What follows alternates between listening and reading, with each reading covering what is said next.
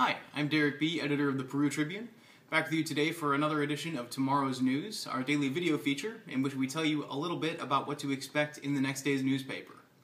Today is Friday, March 28th, 2014, so I'll be telling you about what you can read in the Saturday, March 29th print edition of the Peru Tribune, or online tonight at perutribune.com.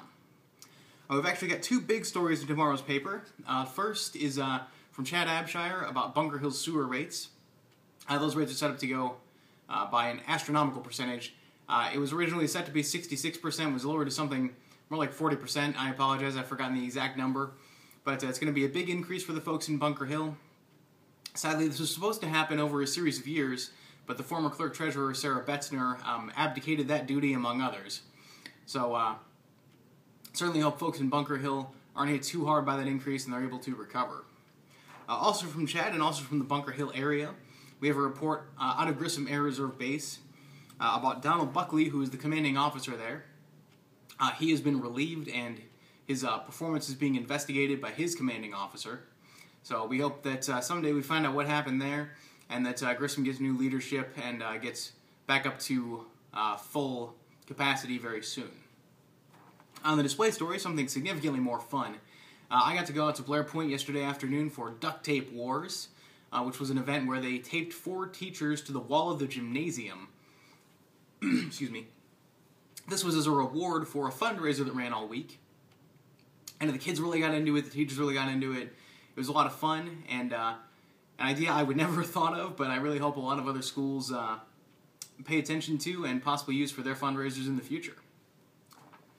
On a similar happy note, Eric Stoff went last night to the Miami County Helping Hands volunteer dinner and saw Herschel Manhart awarded the Sagamore of the Wabash by Representative Bill Friend and Governor Mike Pence, who was not able to attend. It's really great to see somebody who's made such an impact in the Peru community get that prestigious award. And we hope Herschel will continue in his role as CEO of Helping Hands to benefit Miami County for a long time to come. Finally, on A1, I have a report on unemployment. Numbers went slightly up in February, but nothing that I would say is beyond a normal fluctuation. We'll continue to track that as the months go on. We're expecting March numbers on April 21st. We actually had a couple of reports inside the paper as well. I had photos from a car crash that happened Thursday night at Main and Holman around 9 p.m. Hoping to get some more information from Peru Police about that soon. And we had a report on a meeting to clarify some questions about the Farm Bill for farmers and ag leaders that happened in Indianapolis, and our friends over at the Frankfurt Times got to attend and report back on it. Finally, on the sports page, we had one story from Nick Roby. He got to go out to a Peru softball practice this week and talk to them about their expectations from the season. Coach Mike Meeks said he hopes to see some improvement from his girls.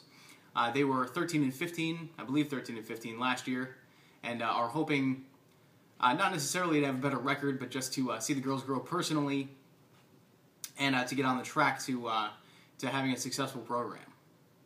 As always, you can find all those stories in tomorrow's print edition of the Peru Tribune. You can find them online tonight at perutribune.com, and you can find links to them on our Facebook and Twitter pages, which are both Peru Tribune. Finally, you can find me and all of our reporters on Twitter. Until tomorrow, that's tomorrow's news. I'm Derek B. Have a great weekend.